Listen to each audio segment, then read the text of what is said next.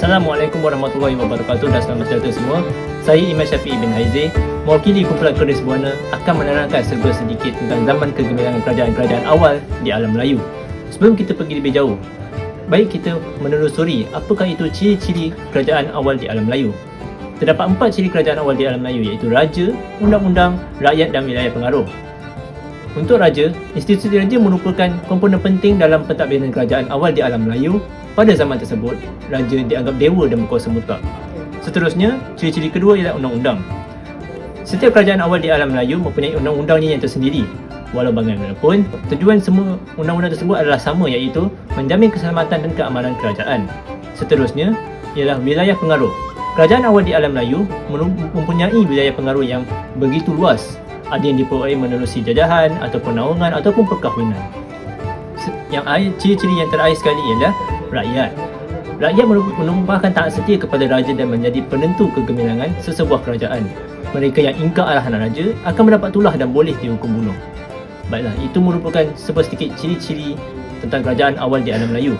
Kita akan melihat pula contoh-contoh zaman-zaman kegemilangan yang dialami oleh beberapa kerajaan awal alam Melayu.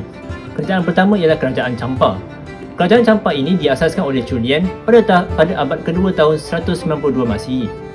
Baiklah, bila kita bercakap tentang zaman kegemilangan Kerajaan Champa ini, ia amat berkait dengan zaman pemerintahan Cebonga. Saya akan menerangkan sedikit tentang masa zaman pemerintahan Cebonga itu. David menyerang Champa dan Cebonga berjaya mengatasi ancaman tersebut. Apabila perkara ini berlaku, Cebonga berjaya meluaskan Empayar Champa ke wilayah Daibet hingga ke lembah Sungai Merah. Dan apabila Cebonga berjaya meluaskan empayarnya, Kerajaan Champa telah pun mendapat pengiktirafan dari dinasti Ming pada tahun 1369 untuk memerintah. Baiklah, apa yang membuatkan Kerajaan Champa ini begitu gemilang? Yang pertama ialah sistem pentadbirannya. Kerajaan Champa mengamalkan sistem pemerintahan beraja yang dibantu oleh para pembesar. Para pembesar bertanggungjawab untuk mengutip cukai, menjaga keamanan dan mengukuhkan pertahanan. Terdapat ketua air di setiap kampung untuk menguruskan terusan dan lain. Seterusnya ialah terdapat beberapa bukti yang menunjukkan bahawa Kerajaan Champa ini adalah sebuah kerajaan gemilang, seperti seni binanya yang terkenal, iaitu Kompleks Candi Lembah Minson, Dong Duong dan Poh Naga. Terdapat juga tinggalan-tinggalan sastra yang menunjukkan bahawa Kerajaan Champa ini sebuah kerajaan yang begitu banyak pengkarya. Yang contohnya ialah terdapat 206 buah batu pursurat yang terdiri daripada 98 dalam bahasa Melayu Cham, 43 dalam bahasa Sanskrit, 29 dalam dui bahasa dan 36 lagi tidak dapat dibaca. Ini bermakna bahasa tersebut tidak dapat diterjemahkan. Seterusnya kita akan melihat Kerajaan Kedah Tua, kerajaan awal di alam Melayu, iaitu Kerajaan Kedah Tua. Seperti yang kita tahu, Kerajaan Kedah Tua ini kemudiannya akan berkembang menjadi Kerajaan Kedah yang kita tahu pada masa ini. Baiklah, Kedah Tua, pemerintah yang terkenal pada waktu Kedah Tua ialah Sultan Al-Mutawakkil yang memerintah dari tahun 847 hingga tahun 861. Tarikh penubuhan Kedah Tua ini dikhabarkan diasaskan pada abad ke-5. Baiklah, apa yang membuatkan Kedah Tua ini begitu gemilang? Pertama sekali ialah kedudukan geografinya. Tempat yang strategik menyebabkan sistem transaksi perdagangan menjadi lebih cekap dan menjadi pusat perdagangan entrepot yang menawarkan barangan sendiri. Seperti yang kita tahu, Kedah Tua ini adalah merupakan asas ataupun merupakan kerajaan sebelum Melaka. Hal ini bermakna kerajaan Kedah Tua ini adalah merupakan kerajaan maritim yang boleh dikatakan pertama di Malaysia, di semenanjung Malaysia.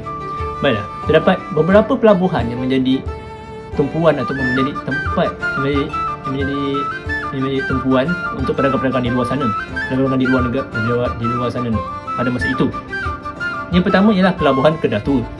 Pelabuhan Kedah Tua menjadi tempat para pedagang melakukan aktiviti seperti penukaran barang, tempat persinggahan serta membaiki kapal.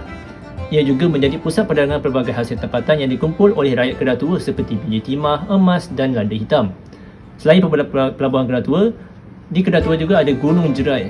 Gunung Jerai ini mempunyai 2 pelabuhan, iaitu Lembah Bujang dan Sungai Mas.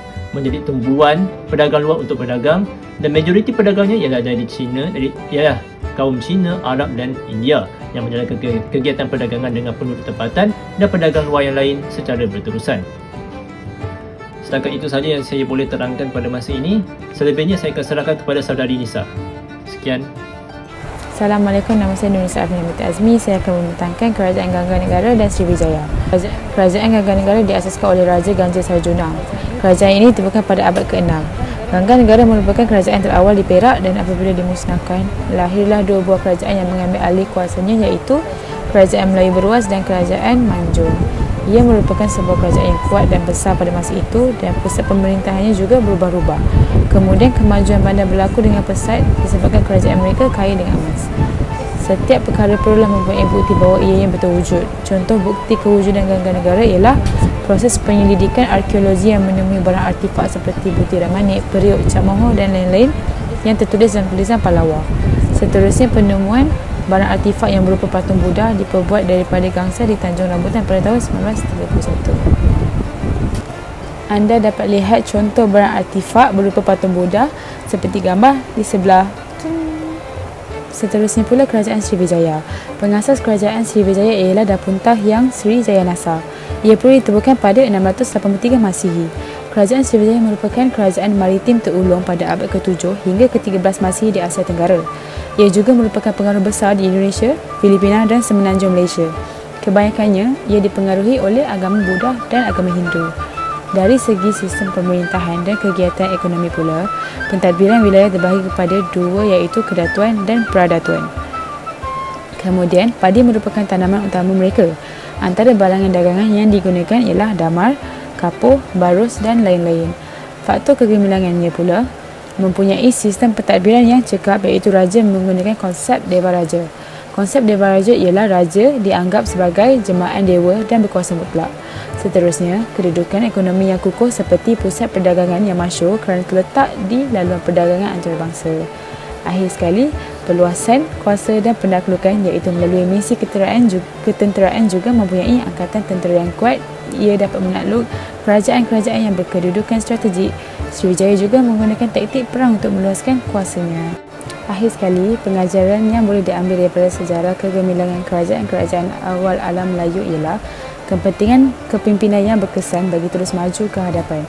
Kerajaan-kerajaan ini mempunyai tokoh kepimpinan yang hebat sehingga berjaya menaikkan nama mereka sebagai sebuah kerajaan yang terkemuka di dunia. Kesimpulannya, kita perlulah bersikap disiplin agar dapat menjadi insan yang berjaya pada suatu hari nanti. Sekian, terima kasih.